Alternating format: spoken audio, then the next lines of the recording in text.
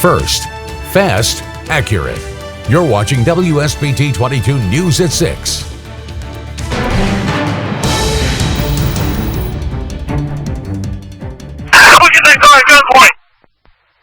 One at gunpoint. In the news at 6 o'clock, dramatic details unfolding for you tonight. A traffic stop turning into a fight with police, a high-speed chase, and a shootout and crash. All of it ending last night with a manhunt and a suspect found dead. Several new details are unfolding in this breaking news update of an officer-involved shooting. WSBT 22 learning more about the apparent shootout and the suspect. Just a short time ago, police identifying the suspect as 32-year-old Joshua Ringel of South Bend. Ringel died at the scene last night. Right now, our team is still working to find out from investigators how he died. We have live team coverage for you tonight. We begin with WSBT 22's Juliana Ferfari. She's at the scene where this chase ended and has been following this story since it broke last night. Juliana. Yeah, we're now learning more about that initial traffic stop. Michigan State Police confirming just minutes ago that their trooper was attempting to take Ringel into custody for an active arrest warrant for assault when that chase took place. Michigan State Police also confirming that 2 Michigan State Police troopers have been placed on administrative leave pending the outcome of the investigation. 32-year-old Joshua Ringel has been identified by police as the man responsible. WSBT 22 has learned that this was not Ringel's first run-in with police. He was arrested multiple times in St. Joseph and Elkhart counties on charges including assault, robbery, and pointing a gun. As police begin their investigation, we're working to piece together what led to the manhunt. Viewer video and security footage capture the beginning of the chase that started near Greenstem in Niles. Following a struggle with an officer, Ringel took off in a red Kia traveling south on State Road 933 toward Indiana. Dispatch audio captured the high-speed chase, reaching speeds of 115 miles per hour. Shots fired. Putting his gun out the window. Shots fired. Status? Shots fired by police. Shots fired by police. Updated location. Are you guys still mobile? We're coming up to Angela. Coming up to Angela. As Ringel led police to downtown South Bend, officers set up stop sticks at Michigan and Marion streets. As Ringel reached the stop sticks, Indiana State Police tell WSBT 22 he crashed into a South Bend police car, jumped out, and took off running. A Michigan State Police unit pursued the suspect after he took off. That trooper crashed into trees on the edge of the riverbank. An Indiana State Police spokesman said that's when the manhunt started. Investigators say officers found Ringel dead by the river. There was a female passenger in Ringel's car. She was not hurt and not arrested. Police confirm that no officers were hurt and Michigan State Police was the only agency to fire a weapon. Meanwhile, investigators not saying how many shots were fired or who fired first. Reporting live in South Bend, Juliana Ferfari, WSBT 22 News. Juliana, thank you. This is not the first time Joshua Ringel led police on a chase. As our team is digging deeper into his past, we learned that back in December of 2014, that he stole an SUV and led police on a chase that ended on Notre Dame's campus. Our records show that police were serving Ringel with a warrant when he took off. He eventually jumped into St. Mary's Lake, threatening that he had a gun. The campus locked down and police arrested Ringel about 30 minutes later after he began to show signs of hypothermia. We're also learning more about where and how this deadly police chase started last night in Niles. Our live team coverage continues now with WSBT 22's Gabby Luma. She joins us from the live desk with that part of the story. And Gabby, new information just into the newsroom that Michigan State Police pulled Ringel over because of a broken brake light. John, and it just escalated from there. Surveillance video tells the story of the altercation between Ringel and the trooper. It all started last night on South 11th Street in Niles when a Michigan State Police trooper stopped the suspect, 32-year-old Joshua Ringel, and a female passenger in a red Kia. The vehicles pulled into the parking lot of Greenstem Cannabis Dispensary on the south side of the city for what appeared to be a routine traffic stop. That's when surveillance video from Greenstem shows Ringel step out of the vehicle and an altercation begins between him and the trooper. Ringel and the trooper fought, and at one point, the trooper is on his back fighting against the suspect. The trooper deployed his taser, at which point Ringel pulls out a gun. The trooper pointed his firearm at the suspect before the vehicle drives away. The director of GreenStem, Katie Lynch Lindgren, says the company had no involvement in the incident. We just want to clarify that it did not originate from our business or our business operations. Our utmost concern is the safety for our employees, our staff, of course, as well as our clientele and the Niles community. Lynch Lindgren says the dispensary was still open when the altercation happened. She's thankful no customers or anyone else nearby were hurt. It turned over really quickly, and then the management alerted staff where it was like somebody got tased outside, let's keep it close-knit really for a little while and stay inside while the incident then moved on. Other nearby businesses say nobody saw the incident. An autopsy on Ringel is scheduled tomorrow in Kalamazoo. From the live desk, Gabby Luma, WSBT 22 News.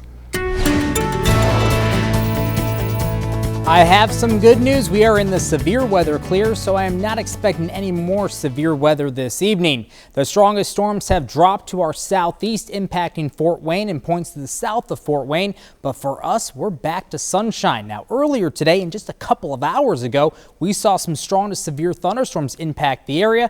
The strongest storms moved through South Bend, Mishawaka, Osceola, Elkhart, Dunlap, even into Goshen. This is where we have seen several reports of very large hail. Here's a picture from WSBT 22 Storm Alert meteorologist Lynette Grant, seeing 2-inch sized hail here in South Bend. And once hail gets that big, it can do some damage to cars, roofs, and things like that. Now remember, you can send your pictures to us by going to WSBT.com/chime in. And don't forget about Facebook or on Twitter. We are on both of those social media platforms. For the rest of the evenings, I do expect lots of sunshine as temperatures slowly drop to the 70s. Tomorrow, we're back to some pleasant summer weather. We'll take a closer look at your weekend forecast in just a few minutes. Now it takes a local fire chief worried after the third fire at a Glycerin Traders facility Tuesday. The company stores and recycles expired bottles of hand sanitizer.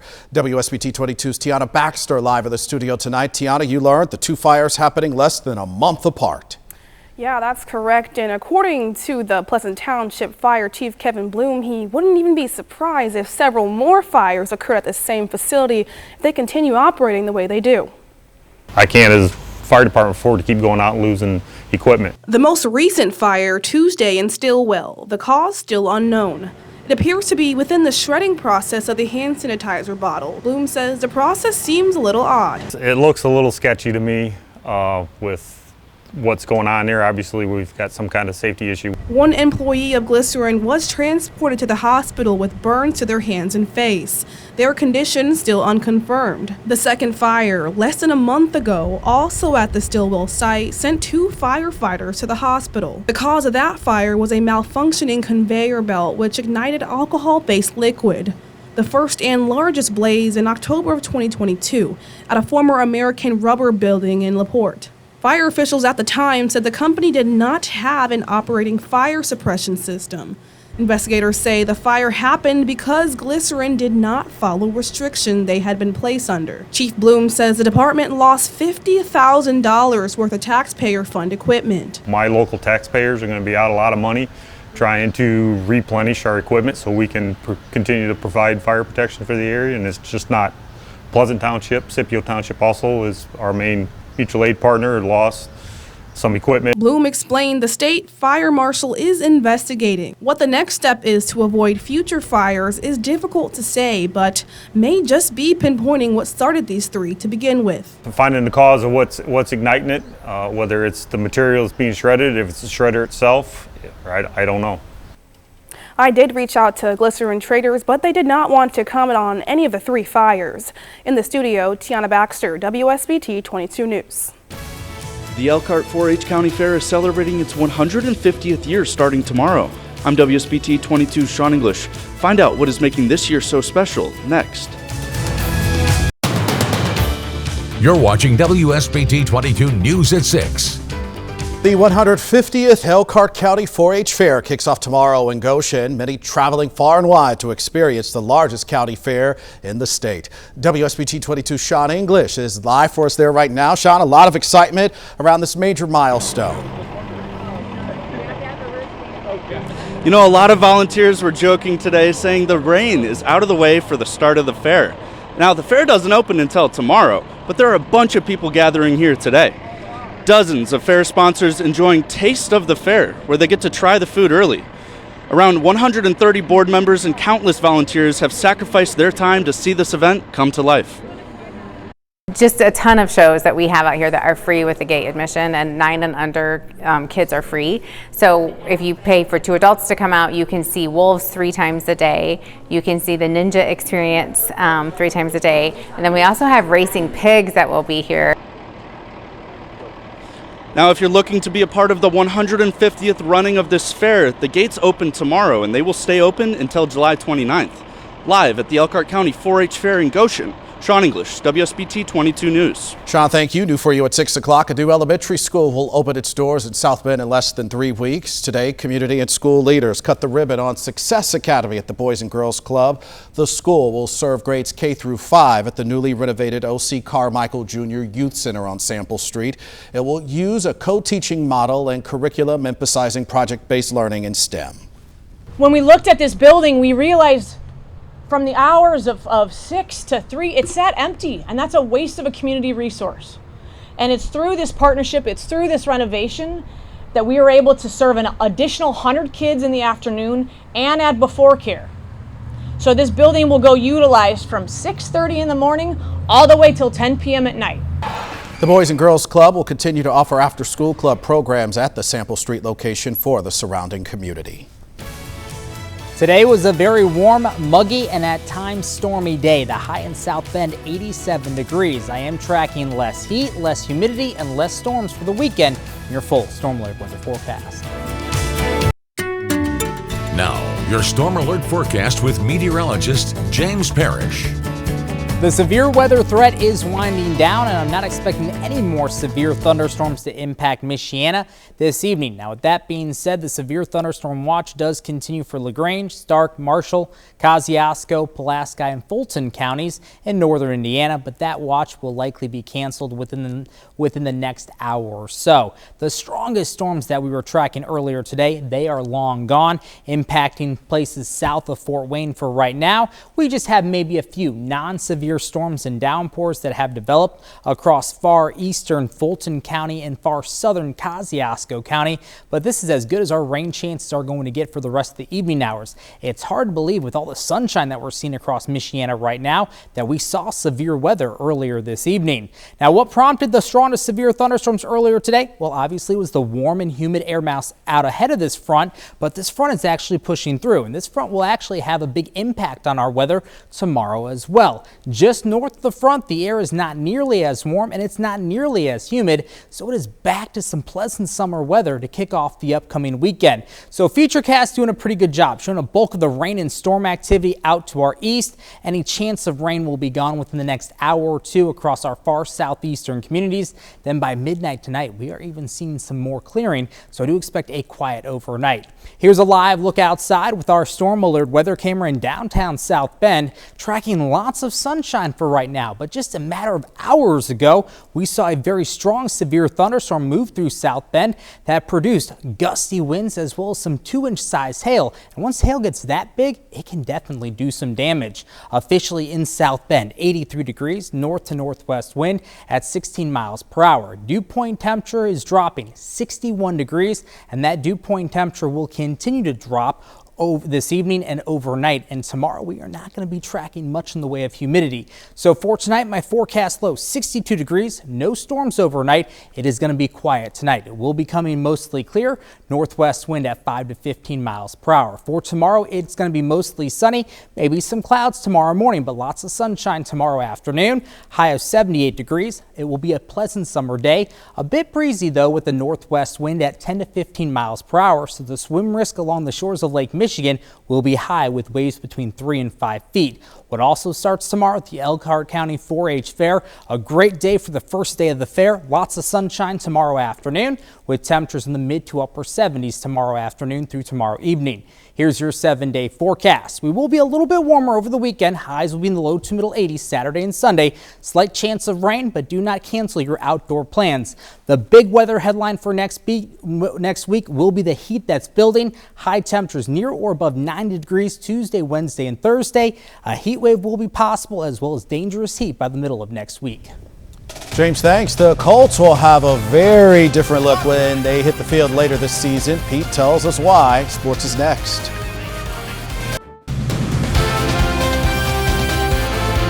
Now, sports with Pete Byrne. The Indiana Colts are going to change things up a bit this season to celebrate their 40th year in Indiana. The Colts unveiled a new uniform today, highlighted by a black helmet. Now, the uniform is being called Indiana Knights, borrowing a lyric from Tom Petty. It is all blue, pants and jersey, with the alternate Colts Indiana C logo on the shoulder. And the helmet has the same horseshoe logo, but the rest of it is jet black. The Colts will debut this new uniform in Week 7 when they host the Cleveland Browns. It will be the first time the Colts have ever worn a black football helmet. The Colts will open up training camp in less than a week. The team reports early next week. First practice is on Wednesday. White Sox looking to salvage a game in their series with the Mets this afternoon in New York. Chicago grabs the lead early today.